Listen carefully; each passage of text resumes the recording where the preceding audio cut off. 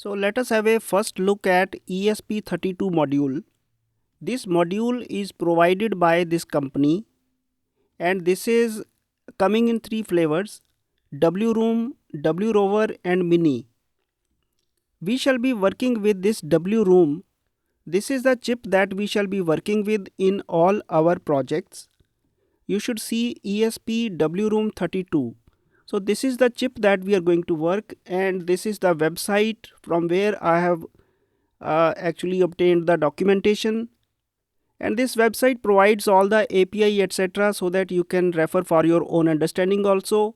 This chip is easily available at all common electronic stores in even smaller cities for less than $4.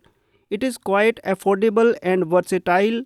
It provides Wi-Fi, Bluetooth and Bluetooth LE and much more. Protocol support is HTTP, MQTT. Anything that an IoT project requires is supported by this chip.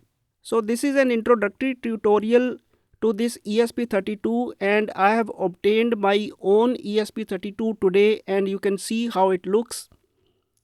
We should make ensure when we buy that it should show ESP W Room 32 on it. Anything else doesn't matter. On some you will find CE followed by some other letters. We don't have to worry about that. This is the most important thing, that it should show ESP W Room 32. Let me give you a brief introduction to this. So this is how it looks. The picture has been zoomed a bit, so it is actually very small. If you see, this is just about my finger, you can see. So this is how it looks, and these that you are seeing at the top, these are the pins. These are the pins here. The chip that you buy, the module that you buy might have lesser or a bit more pins. We don't have to worry about that. The only thing is that your module should have ESP W Room 32 printed on it. So these are the pins that they have given us, and it is easier to program and do it with the help of this module. This is the main CPU. And this is the antenna part here. If you see on your own, you will see a small antenna printed here. And this part that you are seeing is the voltage regulator, because it is connected to a computer through this USB. I will show you in a moment how this USB looks. Just if I am able to show, this is connected through a micro USB cable. This might be different in your case. You might have a type C cable, and let me bring those cables in focus here. This is a type C cable, a bit bigger one that you can see, and there is this type, this is micro cable. So both these, they could be available in your case. The whole point is that whichever cable is there, we have to just fit it into the device like this, and the other end is ultimately connected to a computer. Today we will not be doing that. We are just getting introduced to the chip, to the module, and as I was telling, this is your voltage regulator. It will change the 5 volt that comes through this USB cable.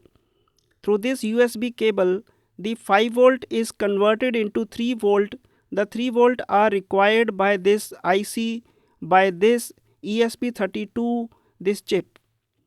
If you buy your module, the orientation of this might be different.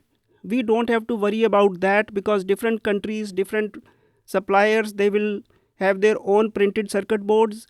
And this part that you are seeing here, this part is a connection between your USB computer and this chip. So this is a connection, this is a IC that is used to connect your computer USB to the UART on this chip. And then these are a few components, other components that are soldered on this, and one of these, this component is an LED small indicator when the power is connected. So this is for that purpose. And then we have a button for boot, button for reset. These are no longer used in modern chips, so these are not used. we will not be using them, but RST, if you are interested, it is used for restarting the whole chip, like we have a restart on our computers. And this boot button, it was used for putting this module into boot mode, but now this is a vestige. We can simply use it for our own purpose through a special programming that we can see later on. So this is all about it.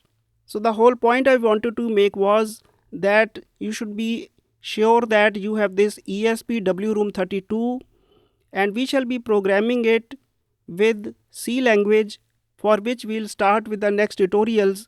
We shall be programming it through C language, although Python etc. are also possible. I have chosen C language because everybody usually understands it, and by programming through C, we have a lot of flexibility. That flexibility helps us understanding various other aspects of operating systems. So I repeat that this is the only connection that is required. No other soldering is required. What I'll do is I will try to put it into this breadboard so that it doesn't hang around like that. Otherwise, there is no connection required for programming. This is the only thing that you need for connecting to your computer. So I'll close it right now. Thank you.